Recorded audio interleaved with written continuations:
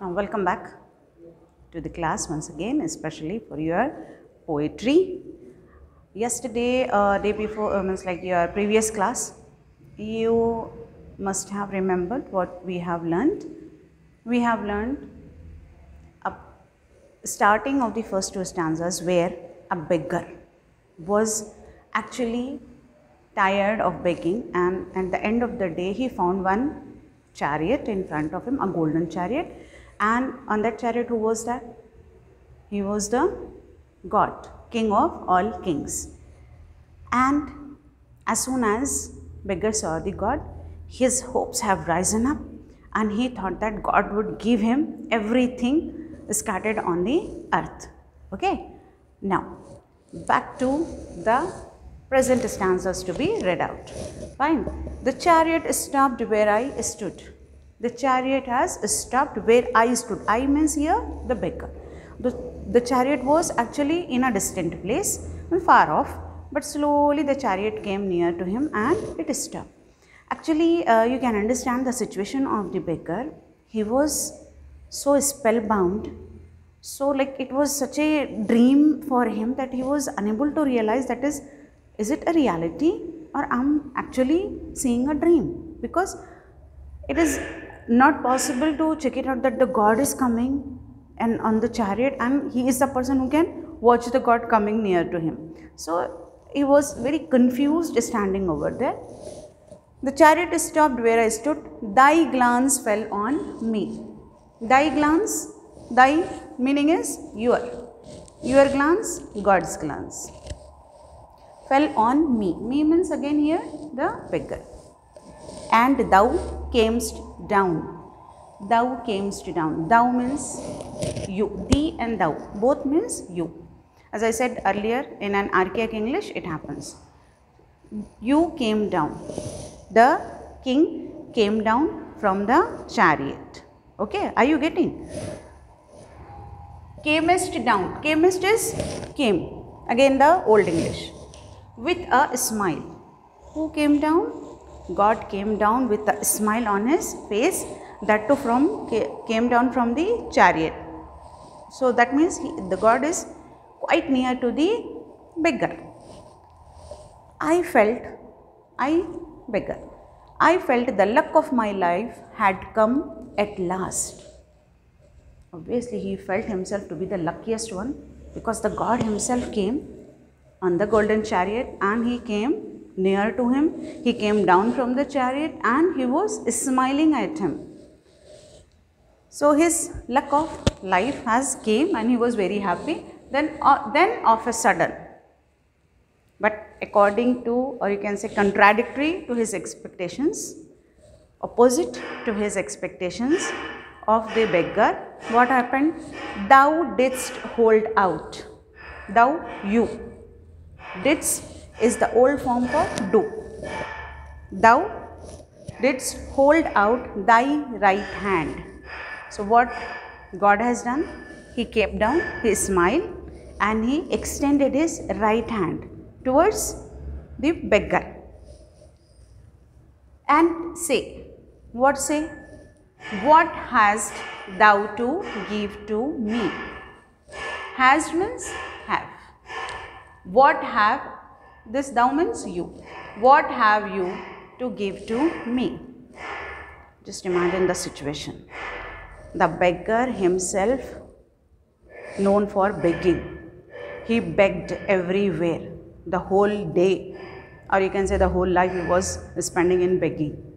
And suddenly, when one fine day he found out that God is appearing in front of himself, he was expecting great things from God, and suddenly, instead of giving anything, not only he is expecting something, he is expecting the overall world for him, and instead of giving something, the God himself extended the right hand and started asking that, what do you have to give it to me? So, do you think that a beggar can give anything to God, or anybody can give anything to God? No. So, beggar was confused. Ah, what a kingly jest. Jest means joke. What a kingly means what a great joke. Because who is asking? King of all kings is asking or begging to whom? To the beggar. Was it to open thy palm? It was such a kingly joke to open your palm in front of me. That means your means God's palm in front of the beggar. Palm to a beggar to beg. Obviously, it's one of the great joke. Sometimes in a sarcastic way we too say, what a joke. This was actually a joke for the beggar. I was confused and stood undecided. Who was confused here? Beggar. Beggar was confused and undecided. Like he was unable to get that. First of all, this was actually unable to, he was unable to grasp it down that the God is appearing in front of him and God is smiling at him, golden chariot, God and all, and suddenly instead of giving anything, he was asking him to give. And then undecided and confused when he was standing, and then from my wallet. Wallet means normally we use one of the small folded material case type where we keep the money or cards or something, especially men carry this. So from my wallet, I slowly took out the least little grain of corn, because he does not have anything to give, or he may have anything to give, but he was very much disappointed that instead of giving me something, God is asking something. So he got very much disappointed and in a bad mood, he just simply took out the least little grain of corn. Corn, I hope you know.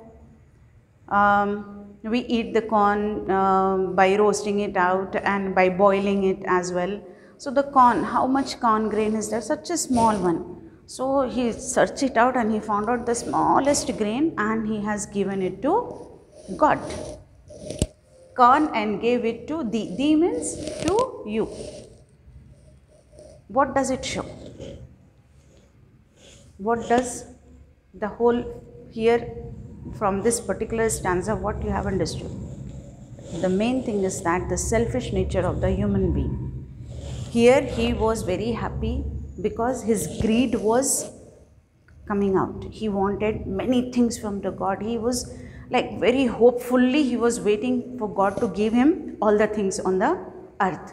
But when God has extended his own right hand and asked him to give something, his whole world shattered, and he thought his hopes actually shattered, and he thought instead of giving me, he is asking me, okay, I'll give you the smallest corn. Was he right in giving that? But this is the human nature. Obviously he was wrong, but it is a human nature. Because if you want to give someone something free, you want to give the worst one. If somebody is asking you something to give it to free without any cost, you want to find out and give the worst one.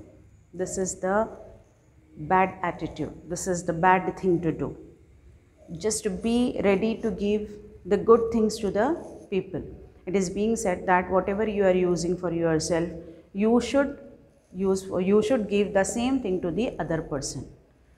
Don't think that you are superior to the other, that's why you can give because the other person is a needy one, you can give it something to that person, anything to that person.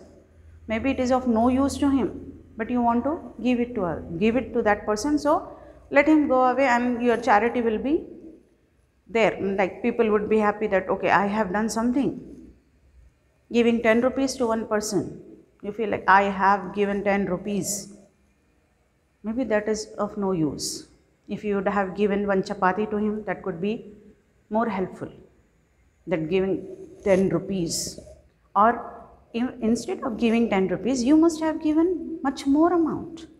You may have, but you don't want to. For the charity, we don't want to. If you want to order something on Amazon or Flipkart or many other big basket and etc. etc. If you are ordering for your own self, definitely you check out the budget and all, but you want the best for you. Would you like to give the best for the other person? leave it. They will not give in that way. They will also give that type of the gift. So where is the need to give good gifts? Will give away any gift, no problem. But this is not a good attitude. Because as I said earlier, if you give something to the other person, don't expect the return from the same person. God will reward you. The same here. What would happen? The beggar expectations were completely shattered. So what he thought? Why should I give him anything? Whatever I have better, I'll give you the least one. So because you are the king and you are the God and king of all kings, you are asking me. So why should I give you anything? You have everything, but you are still asking. I am such a poor person and I am a beggar. Why should I give you anything? So he decided, and first of all he was confused and disheartened, disappointed, and then he took out the least little grain of the corn. So I hope you have understood this one with the words and all. Please understand the important words, the archaic English as well. In the next class, we'll try to finish the poem. By the time, take care, stay safe, stay healthy. Thank you.